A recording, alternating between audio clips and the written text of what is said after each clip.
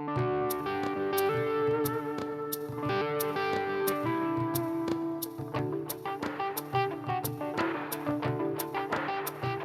friends, welcome to Raising Lifelong Learners. I'm your host, Colleen Kessler, and this is the podcast where I encourage you to trust yourself and your differently wired kiddos as you help cultivate their curiosity, encourage them to discover the world around them, embrace who they are wired to be, all while helping them discover their passions, interests, and raise them to become the amazing adults they're meant to be.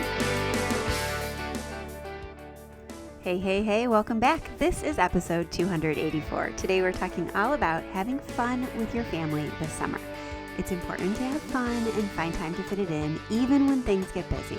It's a great way to connect with our kids. It's a great way to keep our family grounded and keep our family as the team we want it to be. So we're going to talk about some practical ways we can do that and how we can fit it in, even when things get overwhelming. Okay, this is going to be a great episode. I want to do a special shout out and thanks to CTC Math for always supporting us, and want to encourage you to pop those earbuds in, go for a walk, take some time for yourself, and really think about this episode. And after you've listened, if you have some ideas for family fun, for connection time, or anything else you want to share with the community, feel free to reach out at support@raisinglifelonglearners.com or go to the show notes for this episode at raisinglifelonglearners.com/podcast. There is a form at the end of the post where you can type up your comments, type up your suggestions, and send it to me. It goes directly to my email and I answer every single one of them. Or you can leave me a voicemail. I'd love to hear your thoughts and your suggestions. All right, pop those earbuds in and let's get on with today's episode. Hey there, welcome back. This is going to be a good one. It's one of my favorite topics. It's kind of a spin off of the topic I've talked about a lot recently, and that is family connection. I want to talk all about having fun this summer with your kids in a way that doesn't add more to your plate, but also can bleed into your school year. Because let's face it, as homeschool parents, we have this long list of things that we feel that we need to do to get our kids ready for the real world. And I know that that's important. I am a homeschool mom who has been an educator for years and years and years. I taught for a decade and a half in the public school system before I taught my own kids. I have been an education writer. I've been an educational consultant and coach. I still am a homeschooling, parenting, and education coach. And I have homeschooled my kids. I know how important it is to set them up for success in the future. I've got 2 kids who are graduated, one who's living at home and building his own business, one who is getting ready to leave my home in the next few weeks to go off to college, and another high schooler and a middle schooler. I'm still in the thick of it, and I lose touch with what's really important all the time. We think that getting the academics in, keeping the house clean, making sure all the boxes are checked are the most important things. But the truth of the matter is the connection that we have with our kids, with our family, is actually the most important thing. And there's nothing like the summertime to give us the gift of having some fun together. We don't have to check all the boxes. Now, I am speaking to you as a year-round homeschooler. My kids do a little bit of homeschooling every day, all summer long, all year long, because we take breaks when we need to. We take breaks during the holidays. We take breaks for birthdays. So we want to make sure that we're staying on track. So all in all, the kids are getting what they need. Now, of course, this doesn't include like signing them up for classes and co-ops in the summer. They do get a break from that. But for the most part, they're still doing a little bit of math. They're still doing a little bit of reading. They're still doing a little bit of writing all year round. And when my kids went to school, my oldest went to school, he still did learning in the summer. So this was just a natural part of our life. And I want you to do the things that you need to do to keep your academics going and to keep their cognitive development developing. But I also want you to have fun. Okay, this is so critical.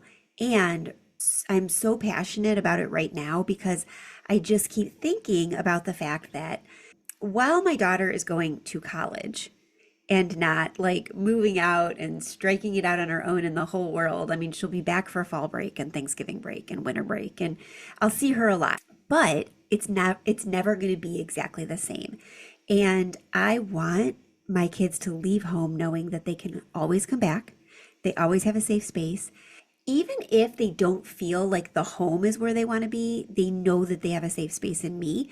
And in order to do that, we need to not only connect with our kids in ways that let them, know to talk to us and open up to us, but know that we are fun and can have fun too. We want our kids to invite us to do things with them. We want our kids to sit and talk with us. We want our kids to want to spend time with us.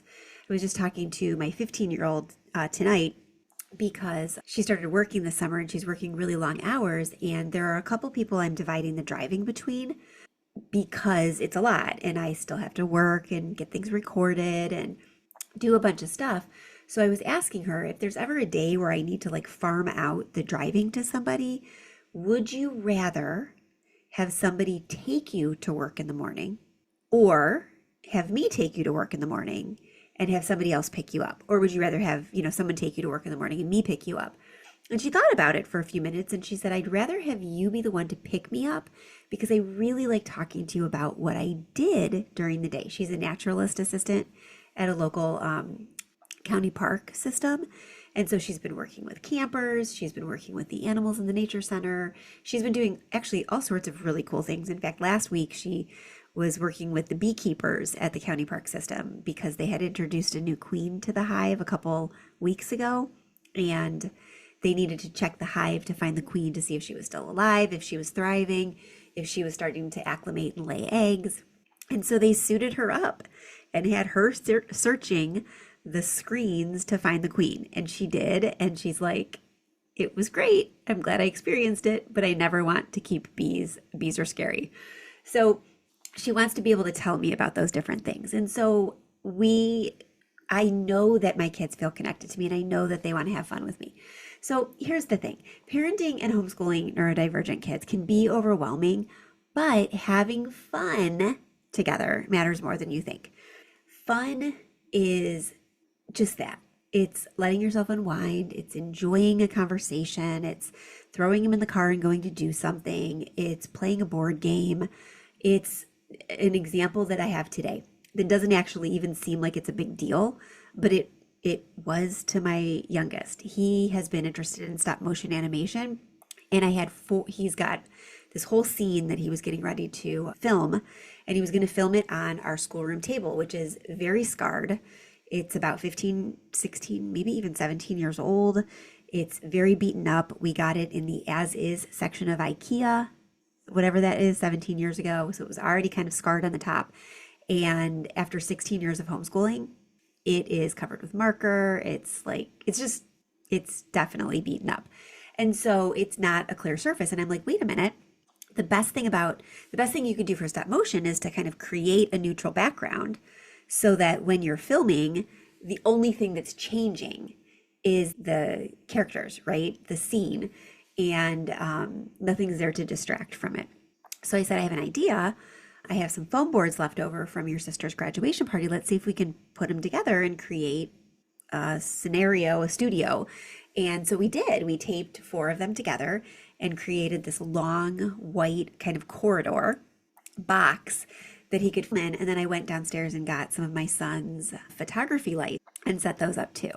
And he filmed all day. He filmed for about 6 hours, and he's got over 1,000 frames and is super excited. Had so much trouble falling asleep tonight because he's been thinking about his voiceover that he's got to do now tomorrow and the editing he's got to do. And he popped in my office, I don't know, every half an hour or so to give me an update on what he was doing. He was having so much fun, and we had a lot of fun building that studio together. He didn't need me to stand by his side and actually film it with him. He just needed me to be a part of it.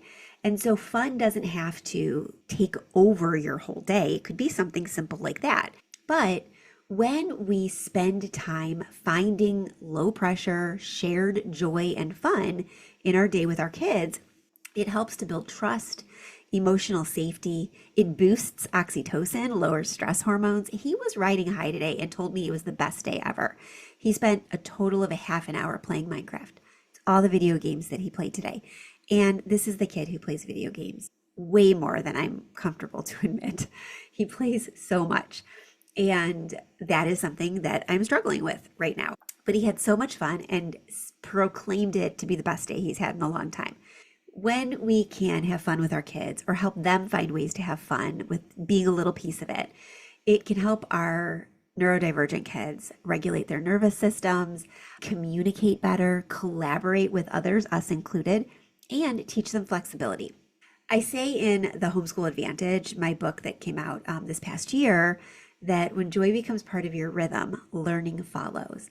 And it's so true because when we find ways to include joy and fun and enjoyment inside of our homes, learning will follow naturally because our kids will feel safer. And when they feel safer, they're more able to learn. But summertime is such a beautiful time to be able to build that foundation of love, fun, and trust. And so I encourage you to really dive in this July and August to finding ways to have a little bit of fun with your kids every single day, even if it's like telling some jokes, being silly. We did a family connection challenge inside the Learners Lab last month. And one of the challenges we did was to try to out-joke each other. I sent families a list of a bunch of different like silly jokes, and they could cut them up. They were little cards they could cut up and put in a dish. And I would challenge them to like pull a joke and try to make each other laugh. That was such a fun day. So many of the families in the lab talked about that and said how much fun they had. So it doesn't have to be anything big. It just has to be part of your rhythm. Sometimes though, there are things that get in the way of having fun with our family. There are roadblocks, especially as homeschooling parents. We can become overwhelmed. We can struggle with decision fatigue and the myth, because it really is a myth, of not doing enough. And it feels like if we're not achieving, if we're not checking enough boxes, if we're not doing a job, our time isn't as valuable as it would be if we were checking those boxes off. I know so many parents, people I know, people I love, people in my family who struggle with this.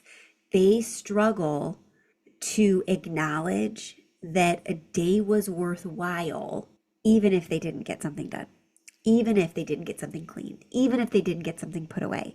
And it's just not true. It's just not true.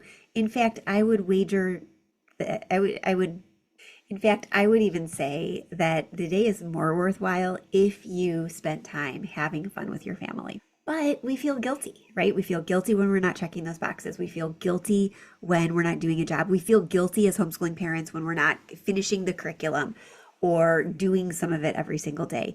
And we get this like thought in our head, if they're not working, they're falling behind.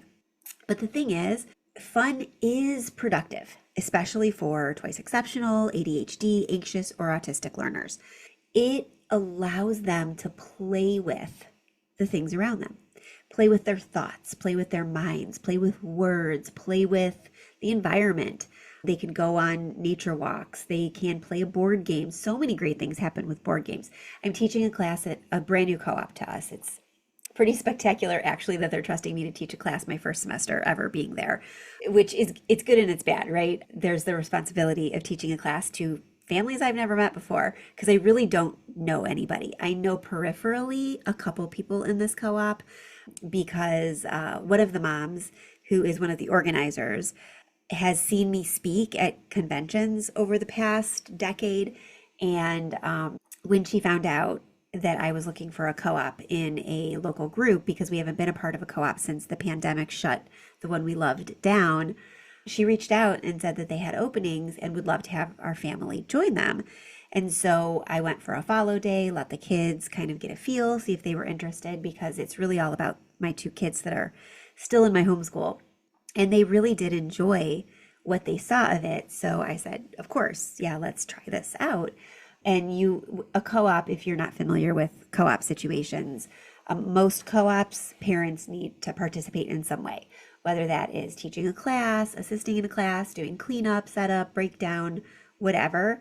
And I have to admit, I'm not a complete type A person, but I'm pretty close.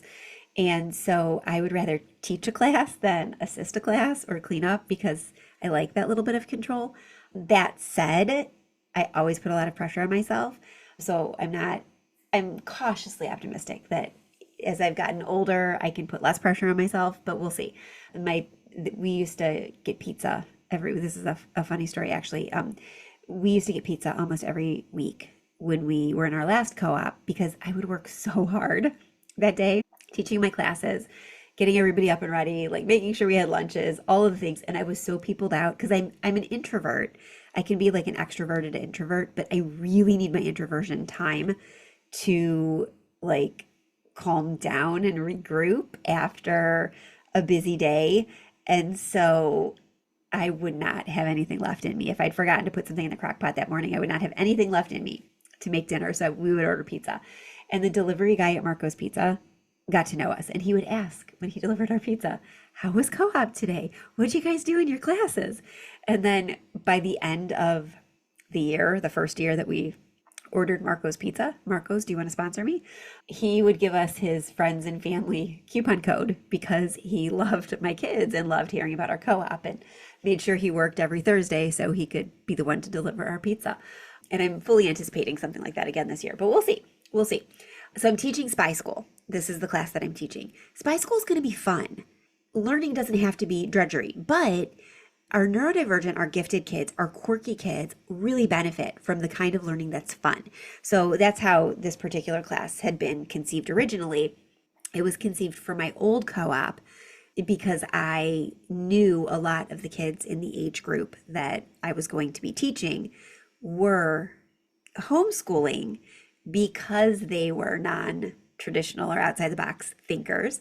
And most of them, whether diagnosed or undiagnosed, were somehow neurodivergent. So I figured it would be a great thing for them. And we did. We solved ciphers and other kinds of codes. We broke codes. We used invisible ink to solve mysteries. We went through a laser maze that I created using like yarn.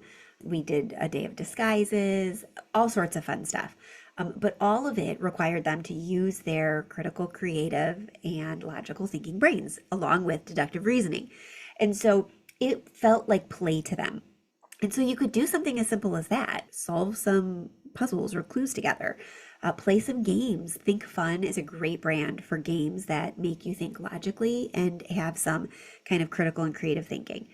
It's really important to find ways to incorporate fun in your parenting and in your homeschool. And you can start finding ways to incorporate fun this summer.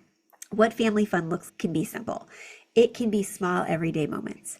Dance parties after, dinner, after a lesson, after somebody has a success, board games over lunch or just for fun.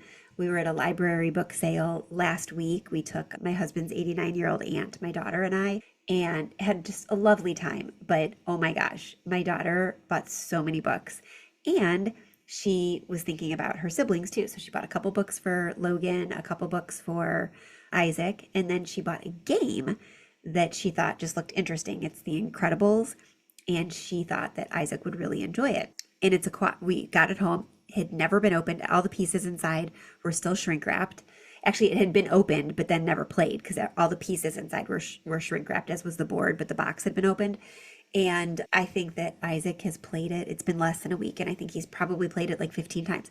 In fact, my daughter, Molly's boyfriend, came over one night to play it because Molly and Isaac had been talking to him on the phone about it.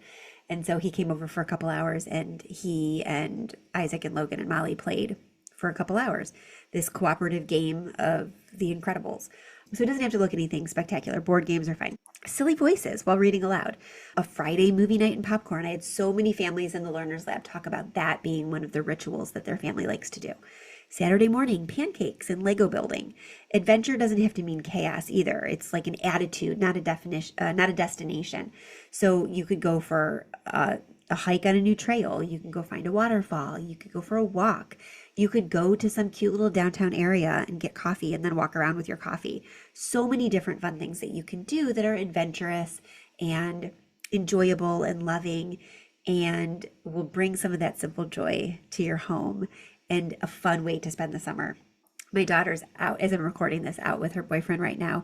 And they did something very similar to just like finding something unique and fun. They went to an arts festival today, and my daughter bought a painting by a local artist to hang in her dorm room because it like marries the colors together that she's got on her side planned. So many fun ways that you can find to incorporate a little bit of joy in your day. Hey there. Okay, you've heard me talk about CTC Math for a long time. And I've been sharing testimonials from other people about it, but I want to share my own right now because it's been a while since I've talked about how we're using CTC Math. CTC is an amazing sponsor. They support our work here at the podcast. They actually sponsor a lot of different homeschool businesses and magazines and events because they're so committed to making sure that the homeschool resources you have at your fingertips are available to you, that you have access to what you need when you need it. I love CTC Math for that part of who they are, but I also love CTC Math as a customer. I have been a paying customer for years and years. My kids are using it in very different ways, and this is what I want to talk about. I've talked before about its adaptability, but let's talk about this. I'm 16 years into homeschooling. This is my 16th year, and our kids are using it very differently. I've got one kiddo who's very advanced in math. That kiddo is a grade level and a half ahead, and I have their level set to mastery at 90%, meaning they have to get 90% or above to move on to the next set of math problems because that child doesn't have to speed through it. They're already a year and a half ahead. And so I want them, if they're going to continue to accelerate, I want them to accelerate with deep understanding. My other kiddo who's currently using it is right on grade level, maybe a couple lessons behind. And so that kiddo's mastery is set at 80% because I don't need that kiddo to understand every single section and get every single problem right. I need that kiddo to understand the big picture of the concepts, get at least a B's level of work done so that they can move on to the next level because that particular kiddo is probably not going into a mathy career, but they need the basic understanding. CTC allows the flexibility to do that. If you've got a kiddo, say in late elementary school, who is absolutely brilliant in math and can skip ahead to some high school level math, your subscription includes all the way up to calculus. You don't have to wait. You don't have to buy multiple levels of programs. If you've got a kiddo who you hit a snag and you realize, oh my gosh, we missed that section when we were learning third grade math and now we've got to go back to do it. You don't have to go out and buy a third grade math workbook. You just go to the section in the third grade math program level and have your kiddo do that. How flexible is that? You have every level from kindergarten all the way to calculus at your fingertips for a very affordable price. Check out ctcmath.com. If you go over to the show notes and you click on the link, it will give you whatever the current discount or special they're offering Raising Lifelong Learners listeners, and you can check that out and take advantage of that. I so appreciate CTC. I know you're going to love it, and if you don't, they have a money-back guarantee, so you really do have nothing to lose. If you have any questions about CTC, you can always reach out to me, and I'm happy to answer those questions. All right, let's get back to today's episode.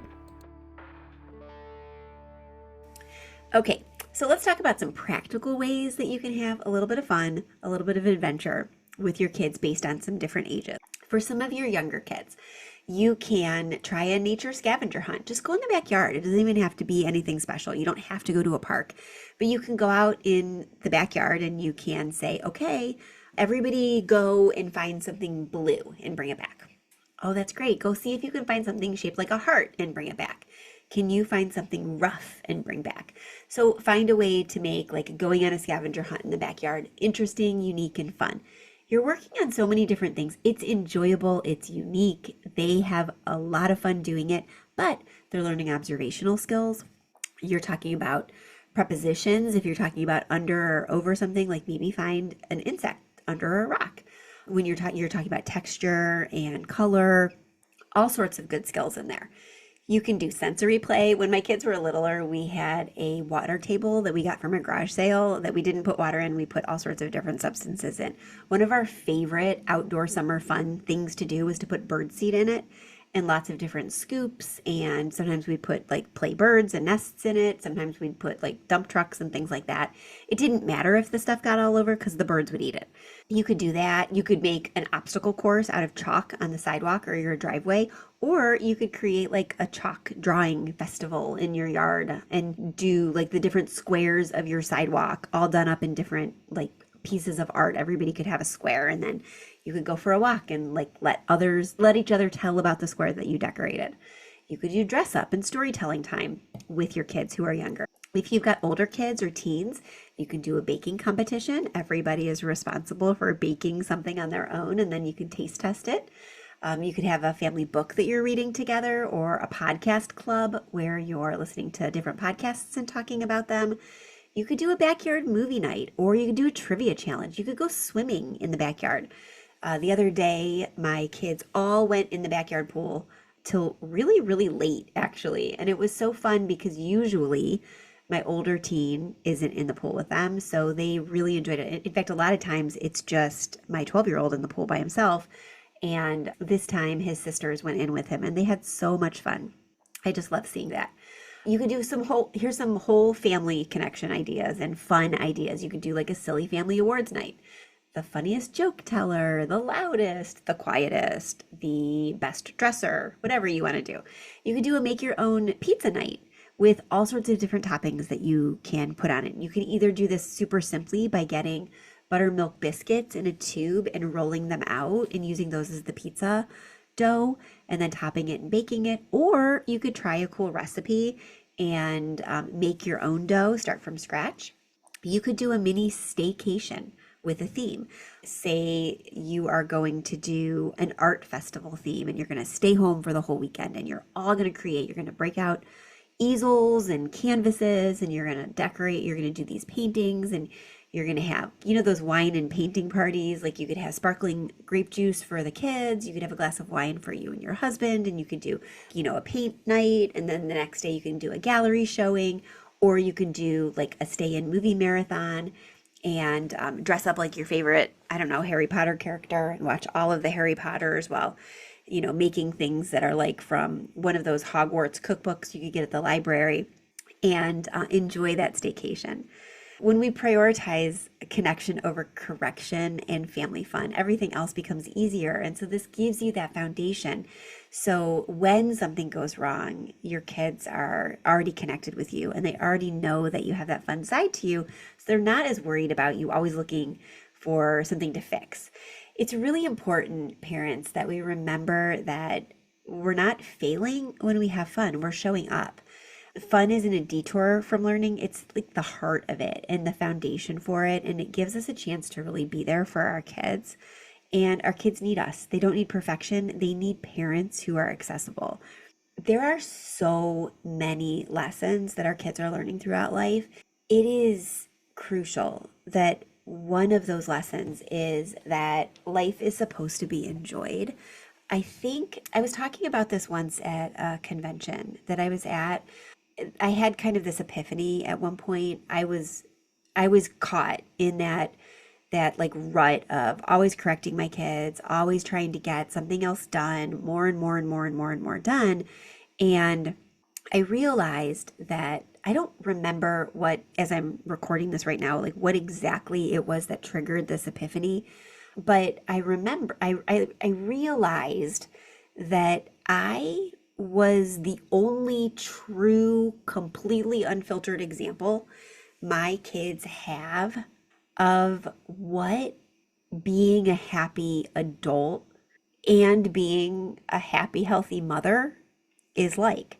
They can go to all of their friends' houses, but nobody is exactly the same when somebody other than their family is over. My husband is their only example of what a husband and father is like.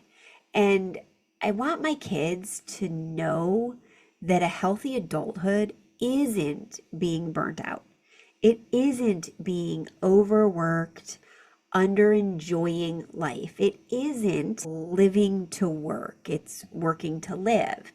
And I want them to know that I actually truly enjoy being a mother. I love having the kids that I have. I love seeing how their minds work. I love the connections that we have together, and I love doing things with them. And so I want them to know that that's actually what fulfillment looks like. Helping my kids be the best versions of themselves, but in turn, enjoying the process of it. Yes, I work, and I work hard. I work from home, I write books, I record podcasts, I do online and in person conferences and speaking events, and I create resources for families who are homeschooling their quirky outside the box kids. I have a membership community that I run, and I do a lot. I just released affirmation cards. I've got a journal that I've been trying to get out. I've mentioned it on the podcast a couple of times as if it's already out. It's not in my store yet. It's a breath away from being there. But I work a lot. But I want my kids to know that life isn't about working. It's about doing work that fulfills you so that you can be there for the people that you love. And that a healthy, active, legitimate adulthood is doing what you love and loving who you're surrounded with. And so I want them to know that that's fun. I want them to know that spending time with them is fun for me because I want them to be mothers and fathers who enjoy their children. I want them to be parents who work to live and don't live to work. I want them to be fulfilled adults who are doing things, careers, jobs, businesses, actually love. I loved being a teacher. I loved it. I was good at it. I was nominated for awards. I wrote books for other teachers while I still taught. I spoke at in-service and teacher education events. I loved doing that. But when I had kids, I realized that I loved being a parent more. And I didn't want to spend all of my day outside of the home teaching other people's children while my kids were being taught by other people as well. I wanted to marry what I loved doing, parenting and teaching. And so I found a way to do that. I didn't leave teaching to be homeschooling my kids. I left teaching to be able to work from home so I could be there for my kids. I started by freelance writing, by writing educational materials for teachers and schools and school districts and textbook programs. I wrote textbook chapters for all sorts of really cool companies like Houghton Mifflin and National Geographic School Publishing and others. I had a great freelance career and I really enjoyed it. And then my kids, so I was there for my kids when they were little, but then they started going to school. And I realized I wanted to be there for that too. So it just naturally evolved from there. And I was able to keep doing things that I loved doing so that I could do what I loved doing most, and that was being with my kids. If we forget to have fun with them and show them that being with them is fun, they don't get that example. And that realization coming to me changed everything for me. I had gotten into, at the time, the rut of, oh my gosh, we didn't do math today. Oh my gosh, we are getting so behind. And I realized that we can always catch up, those academics, but we can never get back the connection and the heart and the love and the fun. This past year, we went, my kids and I, my husband wasn't able to join us. He did have to work. He works a teaching job and wasn't able to get off during the school year. But we went to Memphis, my 4 kids and I, so my adult son was able to come with us. And we went because a really good friend of mine was having her vows renewed at Graceland. And her and her husband had been married 25 years. And they only invited very close friends and family. So it was like pretty much all family and like 2 or 3 families who were friends. And so we were very honored to be included in that small guest list. And then once I confirmed we were able to go, my friend asked my daughter, Molly, who's going off to college this fall to major as a BFA in musical theater, to sing at their ceremony, to sing the song that they danced to at their wedding. And it was so special. We drove down there. Memphis was a much further drive than I anticipated. So we were like in the car forever, which can be interesting. And thankfully, my son was able to split the driving with me. And then we stayed at Graceland, which is just gorgeous. Hung out with my friends and their family for pizza and games. And then the next day was just, the ceremony wasn't until later.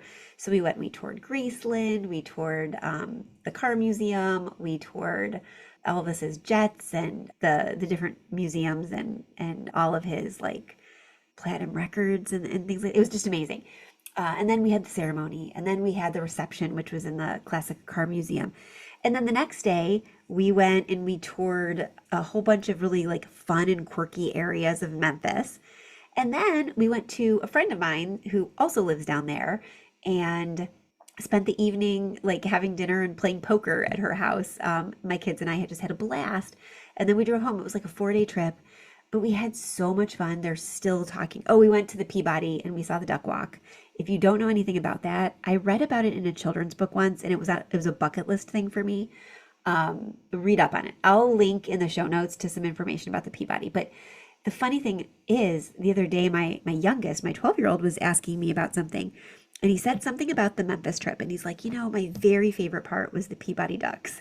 Like, of all of those really cool things, like the duck walk was the thing that he remembers. But it doesn't matter what you do. When you find ways to have fun with your kids, they feel closer to you and you have those shared stories. And summer is the perfect time. You don't have to go to Memphis for 4 days. You don't have to go to Kalahari. You don't have to go on a trip. You can do this in your backyard. Have a fire and roast marshmallows, catch fireflies, play a board game.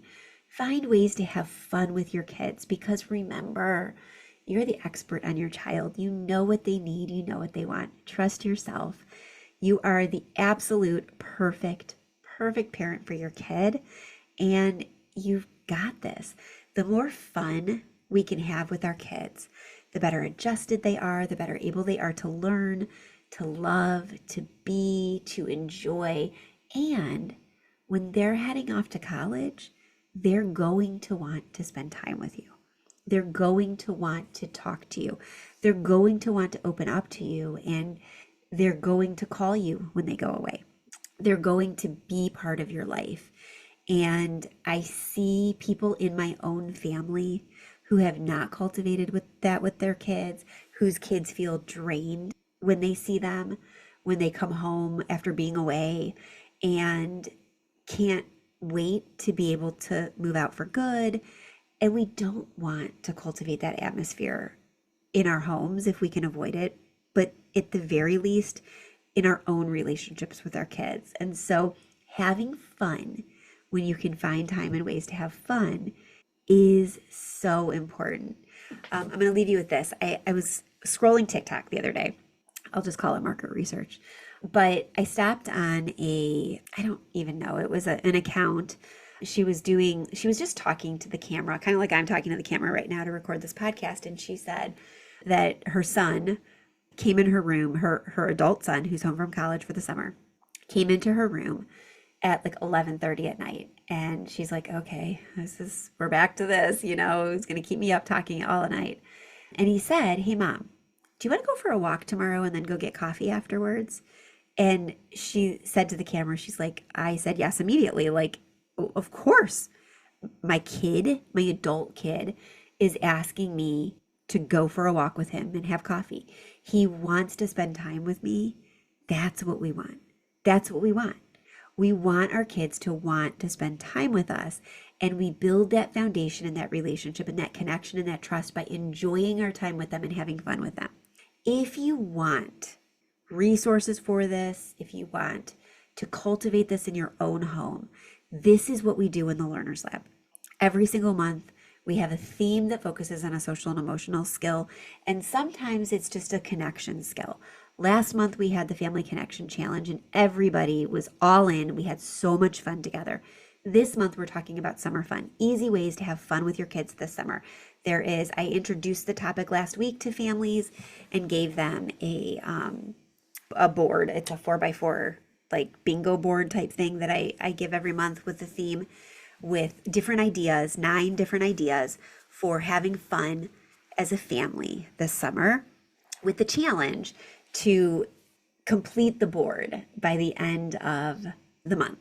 I also did a coaching call recently. I do one every month with the people in the membership. They can ask any questions, and we talked a lot about connection and fun and fitting it in. I've got all sorts of fun things coming up. This week, the kids are doing Doodle Club on Friday. We're going to do all sorts of just little doodles and conversations and chats about how to enjoy your family and have fun with each other during the summer. There's a teen meetup and a tween meetup this week where Miss Marielle, who is a teacher who facilitates the meetups for us, is meeting with the kids, giving them chances to talk. She usually plays some games with them online, things like that. And then next week, we have Lego Club. We have a creative thinking class that's going to be all about fun. And we have the following week, the last week of July, Miss Sarah from the Homeschool OT. She's an occupational therapist who specializes in working with homeschool families. She is doing a coaching call to answer all your questions about anything occupational therapy with your kids. So many wonderful opportunities to have fun with your kids and to be supported in a place that's going to encourage you to keep connecting. So I would just invite you to think about joining the lab. There's a link to it in the show notes, and it's on the top of my website. You can join anytime, but the second you join, you get access to whatever live events are coming up that month. You also get access to the archives of all the past classes. So I'd love to have you as you start this school year. If you want to be supported, if you want to have a community, and you want to have some live, fun classes and clubs for your kids to join. I'm in the process of reaching out to ESAs and charter schools to be able to use those funds to join the lab for a year. If you are interested in using your charter funds and you want to connect us with the people that approve that in your charter school, just please reach out to me at support@raisinglifelonglearners.com, and we will get that facilitated as quickly as we can so that you can use your charter funds for it as well. So reach out if you have any questions, and I hope to see you in there. In the meantime, have a great week with your kids. Special thanks to our sponsor, CTC Math. Check them out at ctcmath.com. But enjoy your kids this week. Find a way to have fun, connect with them, and then send me a message and let me know what you guys did. I would love to hear what you did to enjoy each other this week. Have a great one. I will talk to you soon. I'll be back same time, same place next week with another episode. Have a good one. Bye.